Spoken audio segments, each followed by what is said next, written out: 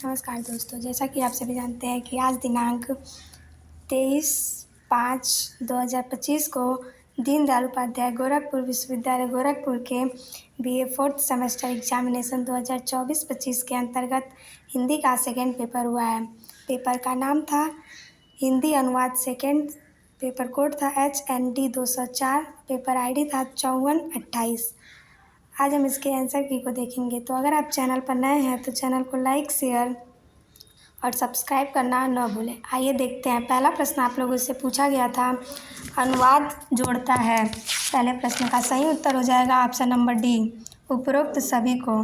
दूसरा प्रश्न पूछा गया था, नायडा द्वारा प्रतिस्थापित अनुवाद की प्रक्रिया निम्न में से कौन सी है? सही उत्तर हो जाएगा ऑप्शन डी, उपरोक्त सभी। तीसरा प्रश्न आप लोगों से पूछा गया था, अनुवाद की प्रक्रिया संपन्न होने के बाद शुरू होता है। सही उत्तर हो जाएगा ऑप्शन नंबर सी, उपरोक्त दोनों। चौथा प्रश्न पूछा गया था, अनुवाद संबंधी सभी अवयवों को कहते हैं। सही उत्तर हो जाएगा ऑप्शन नंबर डी। चौथे प्रश्न का सही उत्तर ऑप्शन डी होगा, अनुवाद अध्ययन। पांचवा प्रश्न पूछा गया था, अनुवाद संबंधी प्रभाव मापा जा सकता है। सही उत्तर हो जाएगा ऑप्शन डी, उपरोक्त सभी। 6 नंबर प्रश्न पूछा गया था, साहित्येतर अनुवादक की कसौटी है। सही उत्तर हो जाएगा ऑप्शन नंबर सी, उपरोक्त दोनों का ज्ञान होना चाहिए। 7 नंबर प्रश्न पूछा गया था, अनुवाद की सृजनात्मकता और रचनाशीलता की महत्वपूर्ण कसौटी है। सही उत्तर हो जाएगा ऑप्शन नंबर सी, साहित्यिक अनुवाद। 8 नंबर प्रश्न पूछा गया था, निम्नलिखित में से साहित्यिक अनुवाद से संबंधित सही वाक्य को चुनिए। 8वें नंबर प्रश्न का सही उत्तर ऑप्शन डी हो जाएगा, उपरोक्त सभी। 9 नंबर प्रश्न पूछा गया था, निम्न में से किसे अपनी प्रकृति एवं स्वरूप के आधार पर एक स्वतंत्र विधा के रूप में देखा जाता है? सही उत्तर हो जाएगा ऑप्शन डी, उपरोक्त सभी को। 10 नंबर प्रश्न पूछा गया था, नाटकों के अनुवाद में सबसे बड़ी चुनौती है। सही उत्तर हो जाएगा ऑप्शन बी, सांस्कृतिक परिवेश की। 11 नंबर प्रश्न पूछा गया था, पुनरीक्षक के लिए गुण होने चाहिए। सही उत्तर हो जाएगा ऑप्शन डी, उपरोक्त सभी गुण होना चाहिए। 12 नंबर प्रश्न पूछा गया था, पुनरीक्षण अनुवाद प्रक्रिया के किस चरण में आता है? सही उत्तर हो जाएगा ऑप्शन सी, तृतीय। 13 नंबर प्रश्न पूछा गया था, किस विषय में मानक शब्दावली सीमित होने की समस्या पाई जाती है?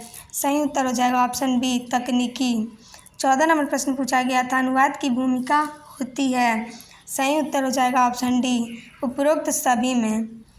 15 नंबर प्रश्न पूछा गया था, नायडा ने अनुवाद मूल्यांकन के आधार बताए हैं। सही उत्तर हो जाएगा ऑप्शन नंबर बी, 5। 16 नंबर प्रश्न आप लोगों से पूछा गया था, साहित्येतर विषय का अनुवाद करते समय मूल एवं स्रोत भाषा के साथ साथ किसका ज्ञान आवश्यक है? सही उत्तर हो जाएगा ऑप्शन नंबर सी, संबद्ध विषय का। 17 नंबर प्रश्न आप लोगों से पूछा गया था, निम्न में से साहित्येतर अनुवाद में कौन सा क्षेत्र शामिल है? सही उत्तर हो जाएगा ऑप्शन नंबर डी, उपरोक्त सभी।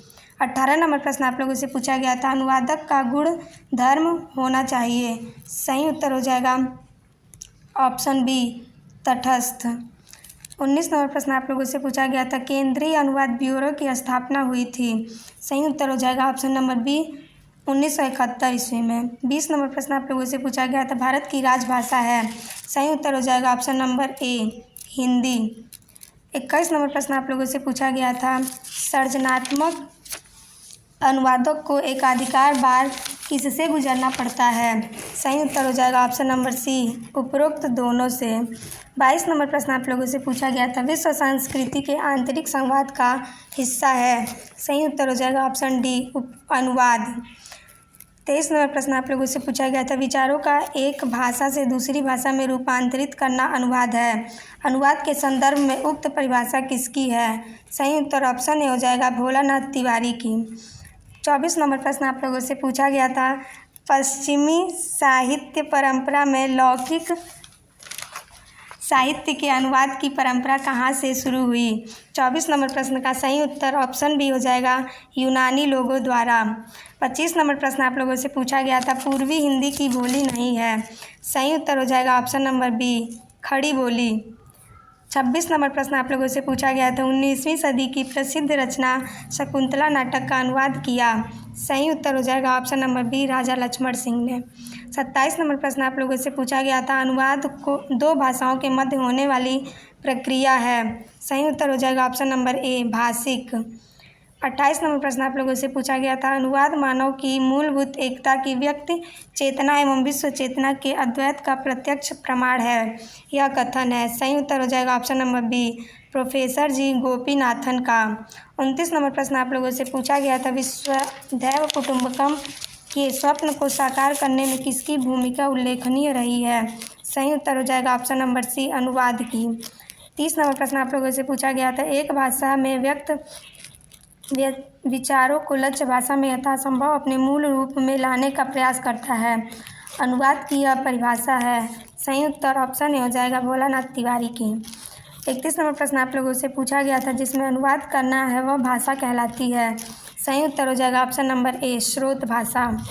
32 नंबर प्रश्न आप लोगों से पूछा गया था, हमें हिंदी, मराठी, बांग्ला, तमिल, तेलुगु या कन्नड़ लेखकों को उनकी भाषा के नहीं भारतीय लेखक के रूप में देखना चाहिए, तभी भारतीय भाषाएं भारत में और फिर विश्व में प्रतिष्ठा प्राप्त करेगी।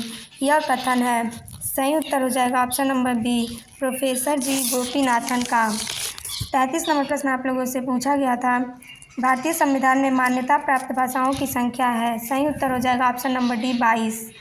34 नंबर प्रश्न आप लोगों से पूछा गया था, गुरु ग्रंथ साहित्य कृति है। 34 नंबर प्रश्न का सही उत्तर हो जाएगा ऑप्शन नंबर सी, बहुभाषी।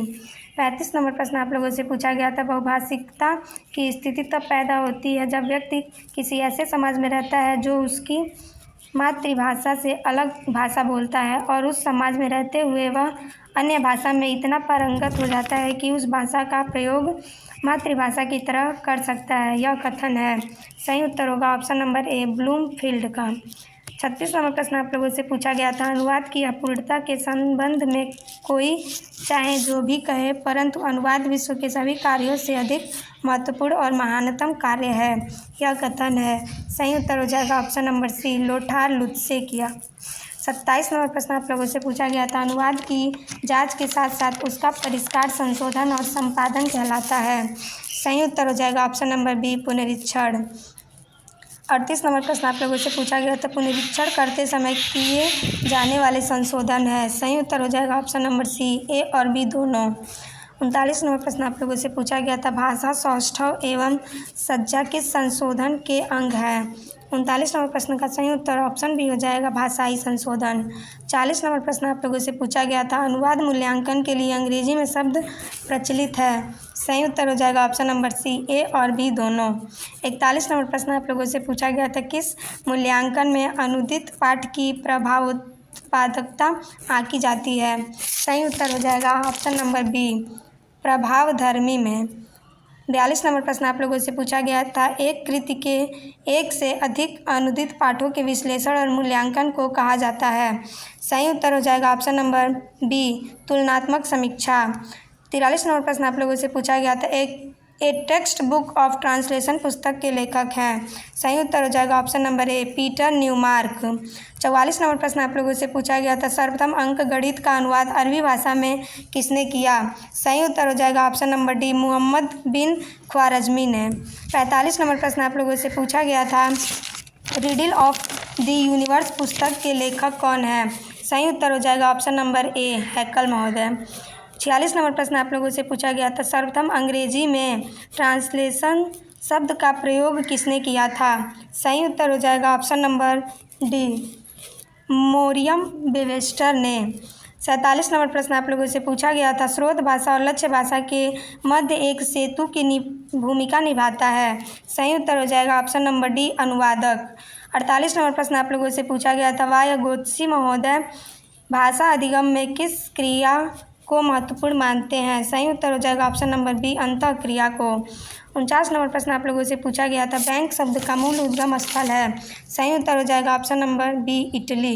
50वां और अंतिम प्रश्न पूछा गया था, बहुभाषिक समाज में अनुवाद के क्षेत्र हैं। सही उत्तर हो जाएगा ऑप्शन डी, उपरोक्त सभी। इस प्रकार मैंने आप लोगों को दीनदयाल उपाध्याय गोरखपुर विश्वविद्यालय गोरखपुर के BA 4th सेमेस्टर एग्जामिनेशन 2024-25 के अंतर्गत जो आज हिंदी का पेपर हुआ है, पेपर का नाम था हिंदी अनुवाद सेकंड।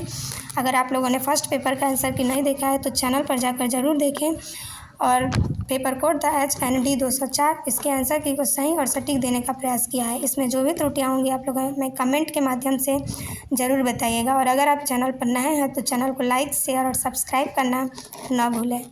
आपका अगला पेपर अच्छा हो, इसी शुभकामनाओं के साथ नमस्कार।